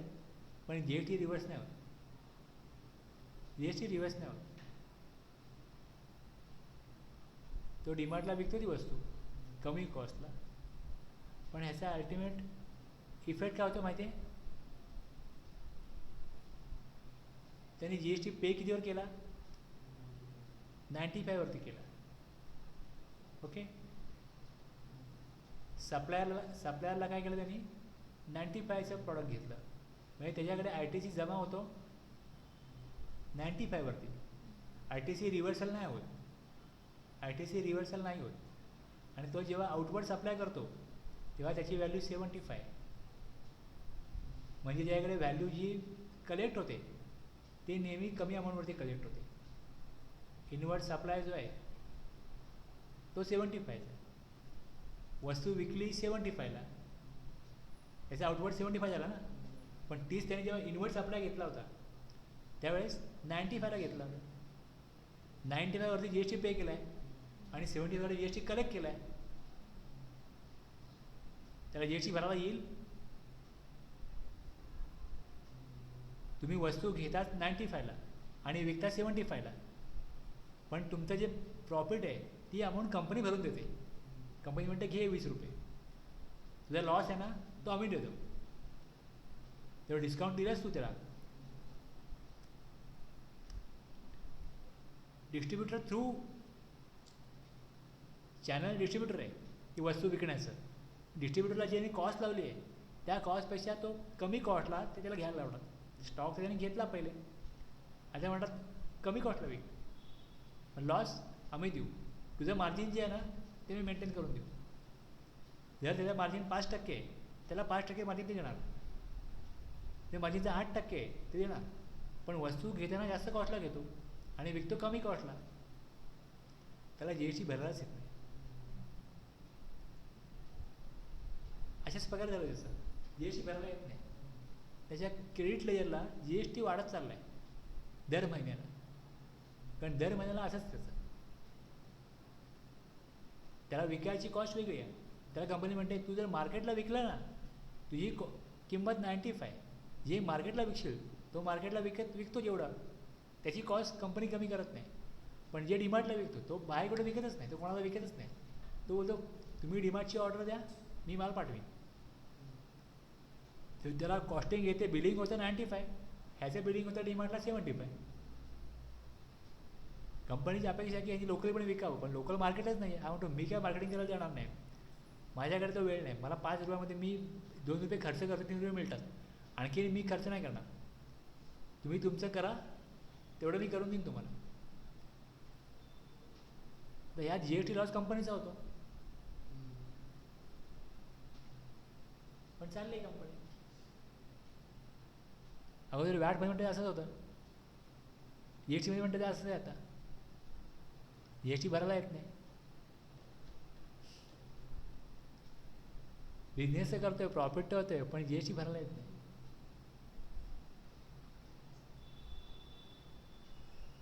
ही प्रोविजन त्याला मी दाखवली, बाई तुला ही प्रोविजन लागू आहे, तुझी कंपनी तुला या प्रकारे देते. त्यामुळे कंपनीला काय होतं की जी कंपनी त्याला अमाऊंट देते त्यावर GST लेस नाही करत.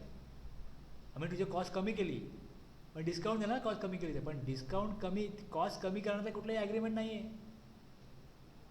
त्यामुळे ते कॉस्ट कमी करतात, त्यावर GST कमी नाही करत. त्याने जेव्हा याला सप्लाय दिला तेव्हा 95वर GST लावला, तो याच्या अकाउंटला जमा आहे. याचा इनपुट इनवर्ट सप्लाय असल्या कारणाने, आणि आउटवर्डला 75ला विकतो, त्याच्यावरती कलेक्ट करतो टॅक्स.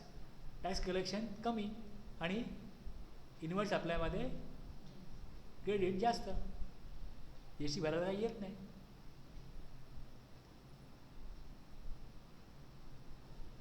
ही कंपनीचं मिसमॅनेजमेंट आहे. आणि असा कायदा असल्यामुळे त्यांना काही करता येत नाही.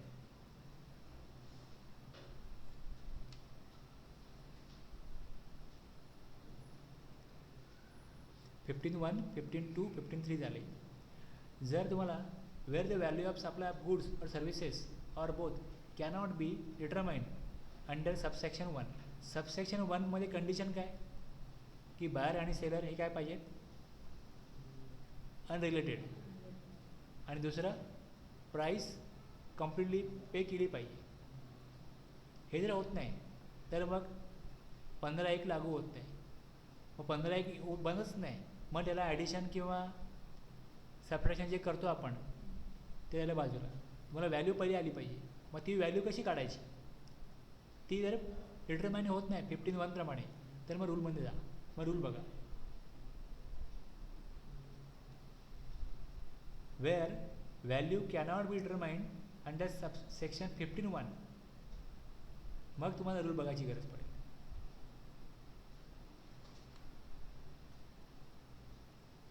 If value of supply cannot be determined under subsection 1, that is supply without price आहे.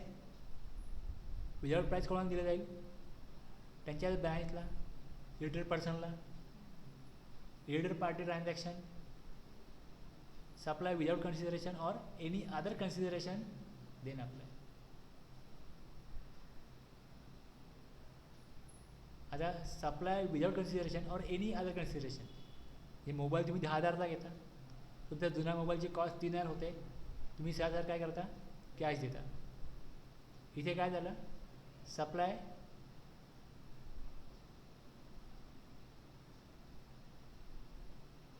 विदाउट कन्सिडरेशन नाही आहे, पण supply with any other consideration आहे. मग ते रूलप्रमाणे बघायला पाहिजे.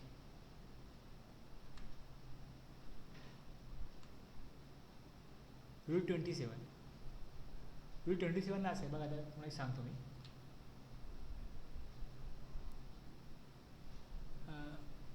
एक व्यापारी आहे, तो इन्व्हर्टरची बॅटरी आहे ना सप्लाय करतो. त्याने इन्व्हॉइस बनवला. बॅटरीची किंमत 12,000. ओके. ह्याच्यावर त्याने CGST लावला, GST लावला.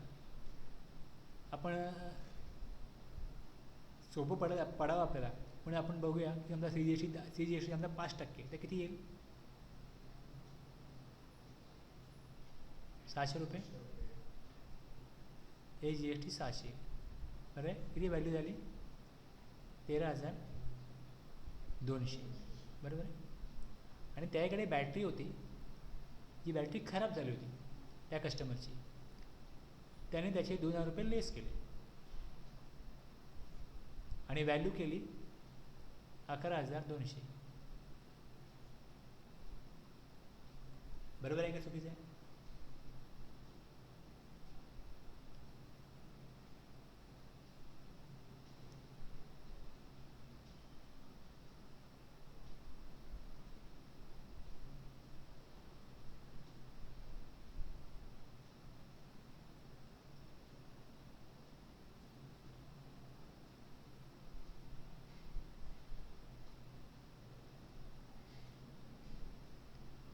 दुसरे बघा सांगतो तुम्हाला.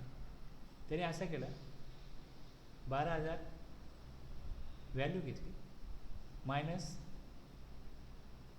जुन्या बॅटरीचे 2,000, व्हॅल्यू काढली 10,000. 5% GST, CGST 500 रुपये, GST 500. ओके.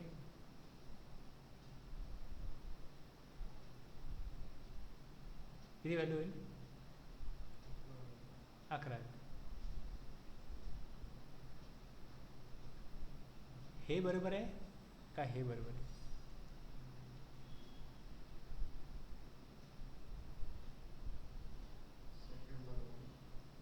सेकंड बरोबर आहे.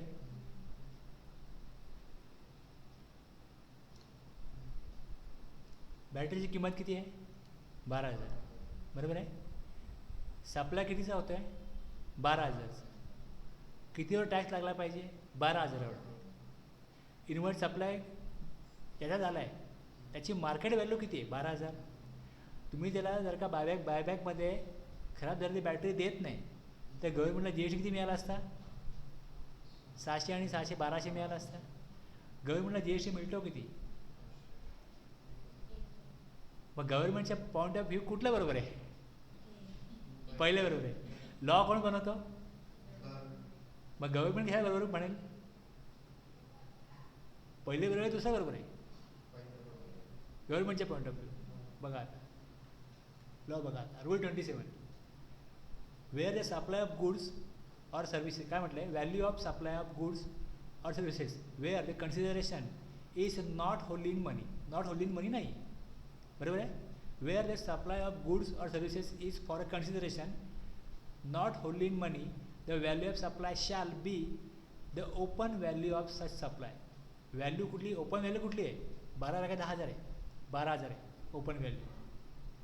ओपन व्हॅल्यू कशाला म्हणाल? Open value of supply of goods और services or both means the full value in money. Full value in money excluding tax सोडून, IGST CGST सोडून किंवा सेस सोडून, payable by person in a transaction where the supplier and the recipient of the supply are not related and the price is the sole consideration to obtain such supply at the same time when the supply being value is made. ज्या व्हॅल्यूला open मार्केटला जर person unrelated आहे त्याला जी cost लावली जाते ती open market value आहे, ती ओपन मार्केट व्हॅल्यू आहे. मग त्या व्हॅल्यूवरती ती जी व्हॅल्यू आहे, तुम्ही कॅश पूर्ण घेत नाही आहे, त्याच्या अगेन्स्ट कधीतरी वेगळं घेत आहे, त्या केसमध्ये ओपन मार्केट व्हॅल्यू जी आहे ती व्हॅल्यू येईल, त्याच्यावर GST लागेल. डिटरमाइन करा ती व्हॅल्यू. ओपन मार्केट व्हॅल्यू काय. मग आपल्या केसमध्ये आपण जे बघितलं ओपन मार्केट व्हॅल्यू किती आहे 12,000 ओपन मार्केट व्हॅल्यू आहे. तर कॅशमध्ये घ्यायला गेलो काही समोर मी देत नाही दुसरी वस्तू रिप्लेसमेंट तर मग 12,000 किंमत आहे. मग GST 12,000वरती येईल. गव्हर्नमेंटला माहिती आहे अशा प्रकारे काम होतं. ट्रान्झॅक्शन व्हॅल्यू जर कॅशमध्ये पे होत नाही तर मग ट्रान्झॅक्शन व्हॅल्यू कशी काढा तुम्ही रूल 27 काढा. आणि रूल 27 तुम्हाला काय सांगतो ओपन मार्केट व्हॅल्यू त्याच्यावर GST लावा. Consideration in money and money equivalent to consideration not in money be the open market value of such supply. Not wholly in money, the value of the supply shall be the open market value of such supply. किंवा consideration in money किती आहे आणि money equivalent to consideration not in money त्याची value किती आहे. 10,000 इन्व्हर्टरची value आहे नवीन घेतोय. आणि सॉरी इथे एकदम थोडं वेगळं येईल सांगतो तुम्हाला काय एक्झाम्पल बघा. Value of supply of goods और services are both of like kind and quality. Like kind and quality.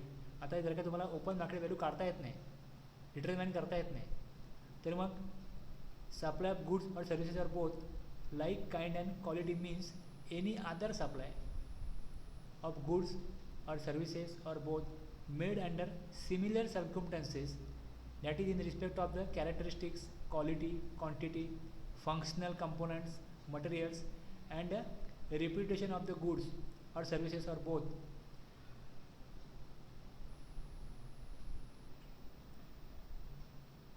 is the same as or closely or substantially resembles that supply of goods और services are both. तुम्ही एखादा mobile घेता त्या मोबाईलची company कुठली आहे Samsung आहे.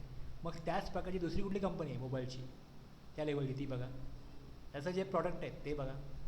मग जर तुम्हाला सॅमसंग कंपनीच्या एखाद्या वस्तूची व्हॅल्यू करता येत नाही ओपन मार्केट व्हॅल्यू काढता येत नसेल तर मग त्याप्रमाणे दुसऱ्या कंपनीचा एखादा प्रॉडक्ट आहे त्याची ओपन मार्केट व्हॅल्यू काढा आणि ती व्हॅल्यू जी असेल ती व्हॅल्यू तुम्ही फाइंड आउट करा. ती व्हॅल्यू तुम्ही फायनलाइज करा त्याच्यावर GST लागेल. ओपन मार्केट व्हॅल्यू आणि like kind and quality.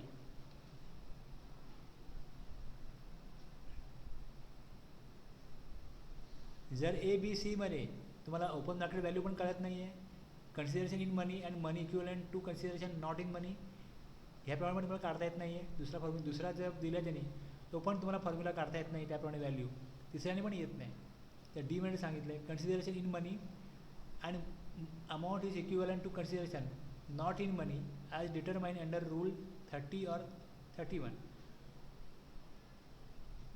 Determine करा रूल 30 किंवा 31 प्रमाणे. रूल 30 मध्ये काय दिलं आहे 110% of production cost of production और मॅन्युफॅक्चर गुड्स. गुड्स जे मॅन्युफॅक्चर झाला आहे जेवढ्या कॉस्टला मॅन्युफॅक्चर झाला आहे त्यात 10% ॲड करा म्हणजे किती होईल 110% होईल. ती व्हॅल्यू येईल त्याच्यावर GST लागेल. तुम्हाला काढता येत नाही ओपन मार्केट व्हॅल्यू तुम्हाला काढता येत नाही लाईक अँड काइंड क्वालिटी तर मग ती वस्तू केवढ्याला बनली त्यात 10% ॲड करा. ती व्हॅल्यू काय असेल त्याच्यावर GST लागेल ती व्हॅल्यू असेल. आणि सर्व्हिस असेल तर मग 110% of cost of provision of service देण्याकरता जो खर्च आला त्यात 10% ॲड करा ती व्हॅल्यू असेल. आणि रूल 31 सांगितलं आहे तो आहे residual method. The same shall be determined using reasonable means consistent with the principle and general provision of section 15 and provision under chapter 4 of valuation. Valuationचा rule आणि सेक्शन 15 हे सगळं तुम्ही विचारात घेऊन काहीतरी व्हॅल्यू डिटरमाइन करा. व्हॅल्यू ही तुम्हाला काढावीच लागेल हे तुम्हाला सेक्शन रूल 31 सांगतो. ठीक आहे. हे केव्हा वापरायचा रूल 27 केव्हा वापरायचा value of supply of goods और services where the consideration is not wholly in money. जर होल्ली इन मनी नाही आहे तर रूल 27 येईल. जर होल्ली इन मनी आहे तर आपल्याला मग 15(1) मध्ये व्हॅल्यू कळते आपण 15-1 इथे आलोच का? कन्सिडरेशन नॉट होल्डिंग मनी आहे.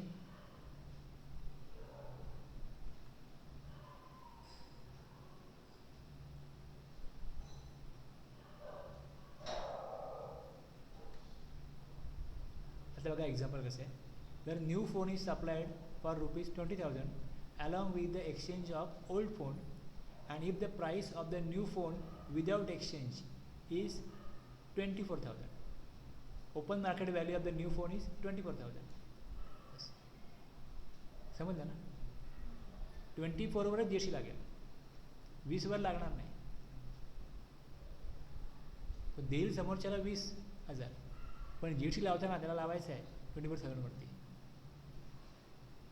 Where a laptop is supplied for ₹40,000. आता इकडे जे इथला जो बी होता ना, जो बी पॉईंट होता तो बघा, तुम्हाला सांग तो कसा आहे.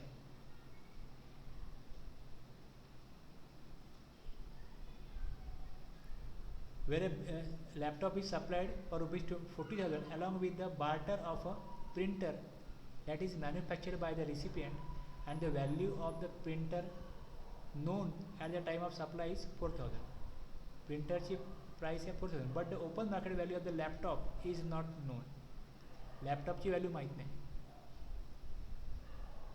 The value of the supply of laptop is ₹44,000. Laptop supply केला 40,000ला, supplied for ₹40,000 along with the barter of a printer that is manufactured by the recipient. तुम्ही लॅपटॉप देताय मला, ओके, आणि मला सांगताय लॅपटॉप तुला मी देईन, पण तू मला 40,000 द्यायचे, ओके. प्लस तुझा जो प्रिंटर आहे ना तो पण मला द्यायचा. माझ्या प्रिंटरची व्हॅल्यू माहिती आहे मला किती आहे, 4,000 आहे. तुम्हाला मी 40,000 द्यायचे आणि माझा 4,000चा प्रिंटर तुम्हाला द्यायचा. हे तुम्हाला मी दिले किती? 44 ना. मग 44 ही व्हॅल्यू आहे. Value of supply of laptop is 44,000. बरोबर ना? तिथे सांगतात, ह्यात हेच सांगितलं जाते. कन्सिडरेशन इन मनी किती आहे? 40,000. And money equivalent to consideration not in money ते किती आहे? प्रिंटर द्या 4,000चा. मग एकूण मिळून मी दिलं किती? 44 ना. मग व्हॅल्यू किती येईल? Value of supply shall money आणि money equivalent to consideration not in money मिळून जेवढं आहे ती व्हॅल्यू आहे.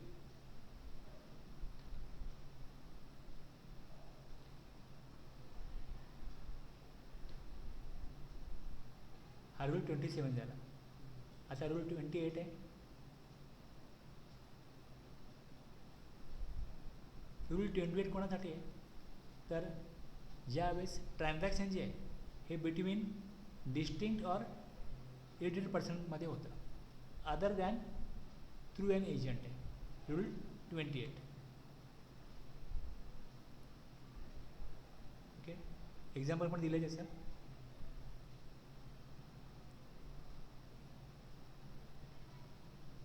सोल्युशन पण दिलं आहे.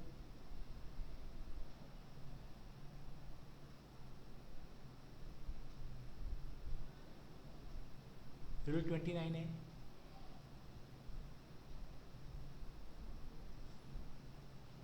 Value of supply of goods made or received through an agent.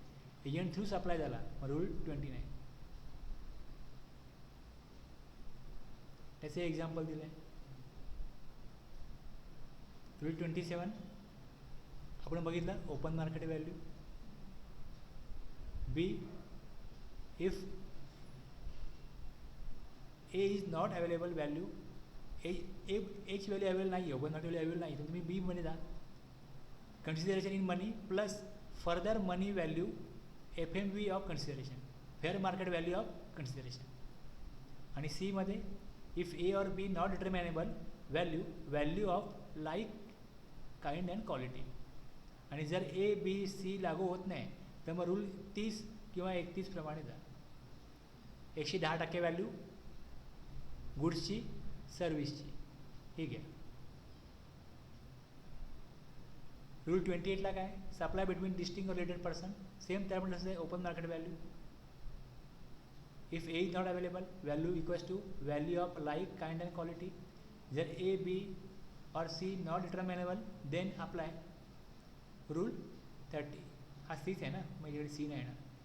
जर A or B not determinable then apply rule 30 or 31 in that order.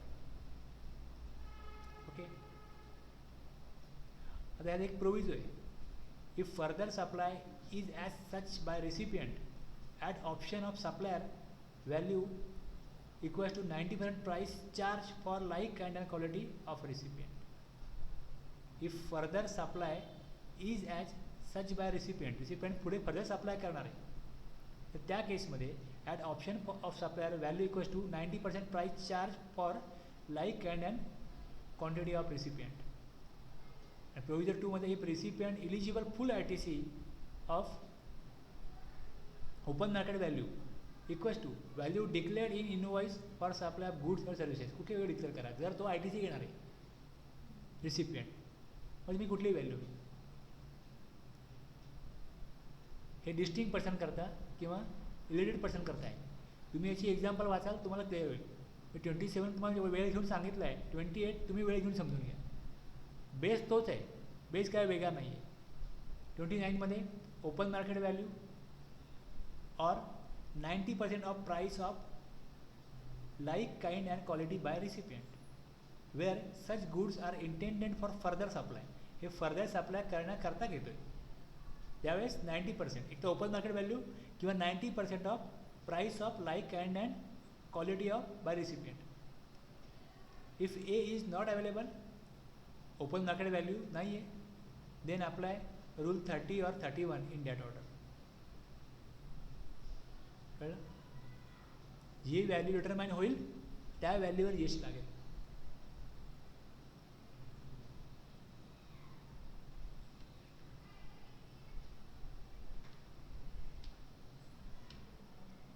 Rule 30, 31 पण दिलेत शेवटी. आपण ते पहिले सांगितलं मी तिकडे. ओके.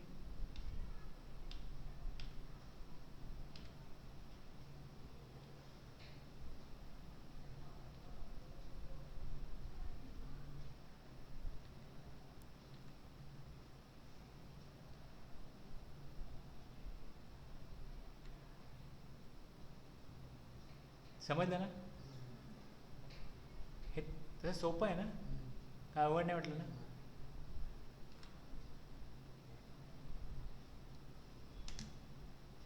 थांबूया आता.